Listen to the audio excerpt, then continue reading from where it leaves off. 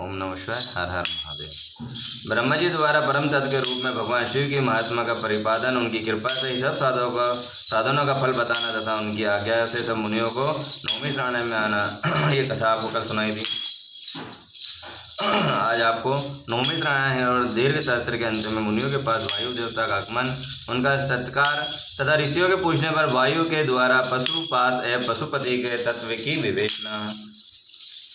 ध्यान से सुने। जिसको आप पशुपति व्रत का भी करते हैं उन सब चीज़ें इसमें आती चली आएंगी। ध्यान से सुने और अपने परिवार को भी सुनाएं। सूर्य जी कहते हैं, मुनीश्वरों, उस समय उत्तम व्रत का पालन करने वाले महाभाग महर्षियों ने उस देश के महादेव जी की आराधना करते हुए एक महान यज्ञ का आयोजन किया। वह यज्ञ जब आरंभ हुआ तब महर्षियों की सर्वदा आश्चर्यजनक जान पड़ा। अंतर समय बीतने पर जब प्रचुर दक्षिणाओं से युक्त वे यज्ञ समाप्त हुआ तब ब्रह्मा जी की आज्ञा से वायुदेव स्वयं वहाँ पधारे। उनको आया देख दीर्घकालिका यज्ञ का अनुष्ठान करने वाले वे मुनि ब्रह्मा जी की बात को याद करके अनुपम हर्ष का अनुभव करने लगे। उन सब ने उठकर आकाश जन्मा वायु देवता को प्रणाम किया और उन्हें बैठने के लिए सोने का बना हुआ आसन दिया। वायु देवता उस आसन पर बैठे मुनियों ने उनकी विधिवत पूजा की। अंतर उन सबका अभिनंदन करके वे कुशल मंगल पूछने लगे। वायु देवता बोले, ब्राह्मणों, इस महान यज्ञ का अनुष्ठान पूर्ण होने तक तुम सब लोग सुकुशल रहे न। यज्ञहंता देवद्रोही दैत्यों ने तुम्हें बाधा तो नहीं पहुँचाई है?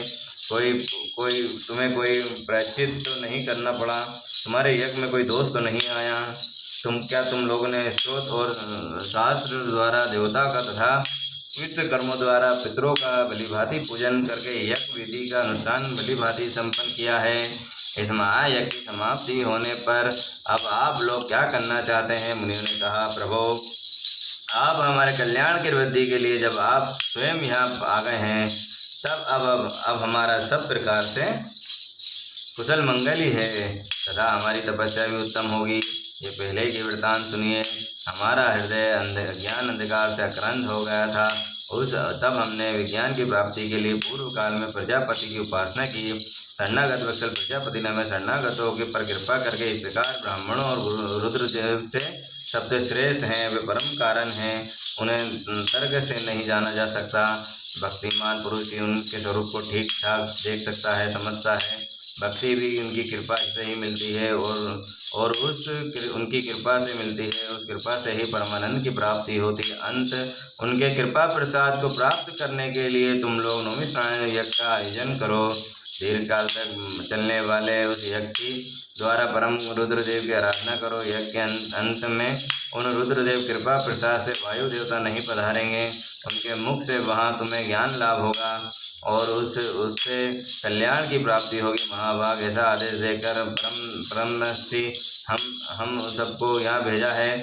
हम सब देश में आपके आगमन की प्रतीक्षा करते हुए एक सहस्त्र दिव्य वर्षों तक दीर्घ काल तक की यज्ञ से अनुष्ठान में लगे हैं। अंत इस समय आपके आगमन के सिवा हमारे लिए दूसरी कोई प्रार्थनीय वस्तु नहीं है। दीर्घ काल से यज्ञ अनुष्ठान में लगे हुए उन महर्षियों का ये वृत्तांत सुनकर वायु देवता मन प्रसन्न हुए हैं। वो मुनियों से घिरे हुए वहाँ बैठे रहे। फिर उन सबके लिए पूछने पर उनके भक्ति भाव वृद्धि के लिए उन्होंने भगवान शंकर की सृष्टि आदि ईश्वर को संक्षेप में बताया। नौवीं श्रावण के ऋषियों के पूछा, देव, आपने ईश्वरीय ज्ञान कैसे प्राप्त किया? अव्यक्त जन्म ब्रह्मा जी शिष्य किस प्रकार हुए? वायु देवता बोले, महर्षियों, 19वें कल्प का नाम सेवेत लोहित कल्प समझना चाहिए। उसी कल्प में चतुर्मुख ब्रह्मा जी ने सृष्टि की कामना से तपस्या की। उनकी उस तीव्र तपस्या संतुष्ट हो स्वयं उनके पिता देव महादेव ने उन्हें दर्शन दिया।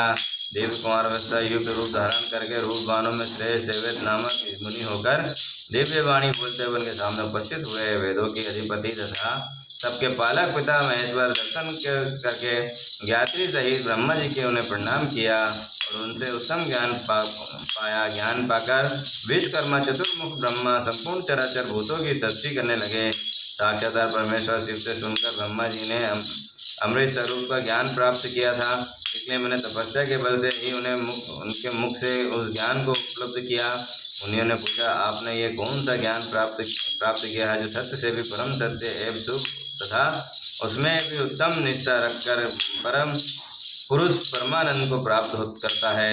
वायु देवता बोले, महर्षियों, मैंने पूर्व काल में पशुपति जो ज्ञान प्राप्त किया था, उस चाहने वाले पुरुषों को उसी में ऊंची निष्ठा रखनी चाहिए। अज्ञान से उत्पन्न होने वाला दुख ज्ञान से ही दूर होता है। वास्तु विवेक का नाम ज्ञान है और वास्तु के 3 भेद माने गए हैं, जड़, प्रकृति, चेतन, जीव, और उन दोनों का नियंत्रण परमेश्वर। इन्हीं तीनों क्रम से पास, पशु तथा पशुपति कहते हैं। तत्वज्ञ पुरुष प्राय हैं। इन्हीं तीनों तत्वों को क्षर, अक्षर तथा उनमें से अतीत, दोनों में अतीत करके अक्षर ही पशु कहा गया है। क्षर तत्व का नाम पास है तथा क्षर और अक्षर दोनों से जो परम तत्व है उसी को पति या पशुपति कहते हैं। प्रगति को ही क्षर कहा गया है, पुरुष जीव को ही अक्षर कहते हैं, और जो इन दोनों के प्रेरित करता है वे क्षर और अक्षर दोनों से भिन्न तथा परमेश्वर कहा गया है। माया का ही नाम प्रगति है। पुरुष उस माया से अर्वत है। मल और कर्म के द्वारा प्रगति पुरुष के साथ संबंध होता है। शिव इन दोनों के प्रेरक ईश्वर है। महेश्वर की शक्ति से चित्त स्वरूप जीव उस माया से अर्वत हो है। चेतन जीव को आच्छादित करने वाला ज्ञान में पास ही मन कहलाता है। उससे शुद्ध हो जाने पर जीव सर्वत्र शिव हो जाता है। वह विशुद्ध ही शिव तत्व है।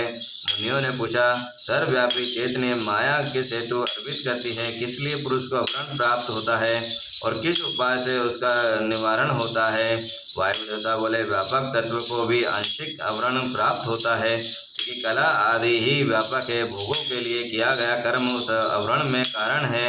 मल का नाश होने से वह आवरण दूर हो जाता है। कला, विद्या, राग, काल और नियति, इन्हीं को कला आदि कहते हैं। कर्म फल से उपभोग करता है, उसी का नाम पुरुष है। जीव है। कर्म 2 प्रकार के हैं, पुण्य कर्म और पाप कर्म। पुण्य कर्म का फल सुख और पाप कर्म का फल दुख है।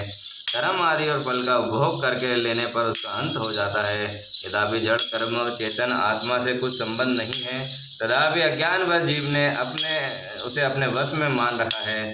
भोग कर्म वश विनाश करने वाला है। प्रगति भोग को कहते हैं और भोग का साधन शरीर है। ब्रह्मा इंद्रियों से और अंत कारण उसके द्वारा अतिशय भक्ति भाव से उपलब्ध हुए महेश्वर को कृपा प्रसाद से मल का नाश होता है। मल का नाश हो जाने पर पुरुष निर्मल सिद्ध समान हो जाता है। विद्या पुरुष को ज्ञान शक्ति और कला उसकी क्रिया शक्ति को अव्यक्त करने वाली है। राग भोग या वस्तु के लिए क्रिया प्रवृत्त करने वाला होता है। काल उसमें अव्यक्त होता है और नियति उसे नियंत्रण रखने वाली है। अव्यक्त रूप से जो कारण दुर्गुणमयी है उसी से जड़ जगत की उत्पत्ति होती है, उसमें उसका फल लय होता है। तत्व चिंतक पुरुष उस अव्यक्त को ही प्रधान और प्रगति कहते हैं। तत्व, रज और तम ये तीनों गुण प्रकृति से प्रकट होते हैं। तिल में तेल की भांति वे प्रकृति समक्ष रूप से विद्यमान रहते हैं। सुख और उसके हेतु को संपेक्ष सात्विक कहा गया है।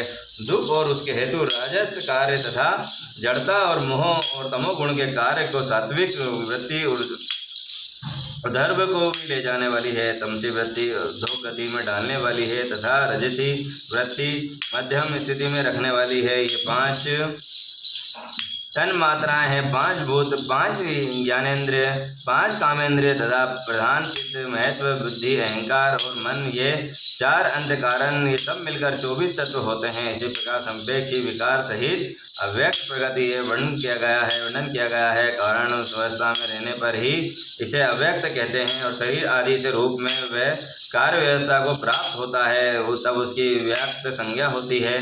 ठीक उसी तरह जैसे कारण व्यवस्था में स्थित होने पर जैसे हम मिट्टी कहते हैं, वही कार्य व्यवस्था में घट आदि नाम धारण कर लेती है।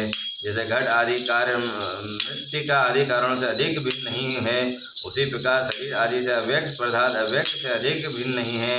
इसीलिए एकमात्र अव्यक्त ही कारण है। कारण उनका आधारभूत शरीर तथा भोग वस्तु है, दूसरा कोई नहीं। मुनियों ने पूछा, प्रभु, बुद्धि, इंद्रिय और शरीर से व्यतिरिक्त इसी आत्मा नामक वस्तु को वास्तविक स्थिति कहते हैं कहा है। वायु देवता बोले, महर्षियों, सर्वव्यापी चेतन का बुद्धि, इंद्रिय और शरीर और पार्थ का आवश्यक है। आत्मा नाम कोई पदार्थ निश्चय ही विद्यमान है, परंतु उसकी सत्ता में किसी हेतु की उपलब्धि बहुत कठिन है। सत्पुरुष बुद्धि, इंद्रिय और शरीर को आत्मा नहीं मानते, क्योंकि स्मृति बुद्धि का ज्ञान और अन्यत है तथा उसे संपूर्ण शरीर का एक साथ अनुभव नहीं होता।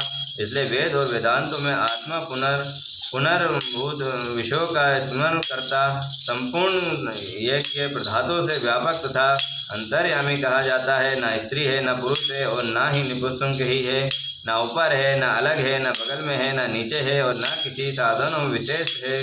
ये संपूर्ण चल शरीर में अविचल निराकार एवं अविनाशी रूप से स्थित है। ज्ञानी पुरुष निरंतर विचार करने वाले आत्म तत्व का साक्षात कर पाते हैं। पुरुष का जो यह शरीर कहा गया है, इससे बढ़कर अशुद्ध, पराधीन, दुखमय और स्थिर दूसरी कोई वस्तु नहीं है। शरीर ही सब विपत्तियों का मूल कारण है। उससे युक्त हुआ पुरुष अपने कर्म के अनुसार सुखी, दुखी और मूढ़ होता है।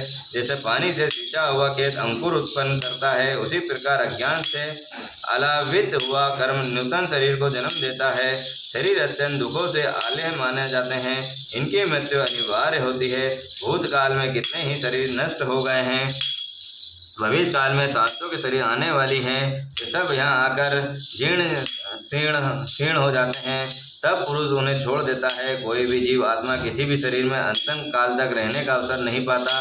ये स्त्री, पुत्रों और बंधु बांधवों से जो मिलने होता है, वह पार्थिव को मार्ग में मिले हुए पार्थिव को समागम के ही समान। जैसे महासागर में एक काष्ठ कहीं से और दूसरा काष्ठ कहीं से बहता आता है, वे दोनों काष्ठ कहीं थोड़ी थोड़ी देर के लिए मिल जाते हैं, उसी प्रकार बिछुड़ जाते हैं। इसी प्रकार प्राणियों का भी समागम भी संयोग वियोग से ही युक्त होता है। ब्रह्मा जी से लेकर स्थावर प्राणियों तक सब जीव पशु कहे गए हैं। उन सभी पशुओं के लिए यह दृष्टांत या दर्शन शास्त्र कहा गया है। ये जीव पासों में बंधा हुआ और सुख दुख भोगता है, इसलिए पशु कहलाता है। ईश्वरीय लीला का साधन भूत और ऐसे ज्ञानी महत्व कहते हैं। बोलो मर्यादा पुरुषोत्तम श्री रामचंद्र भगवान की मूर्ति महादेव कालोकाल महाकाल की जय।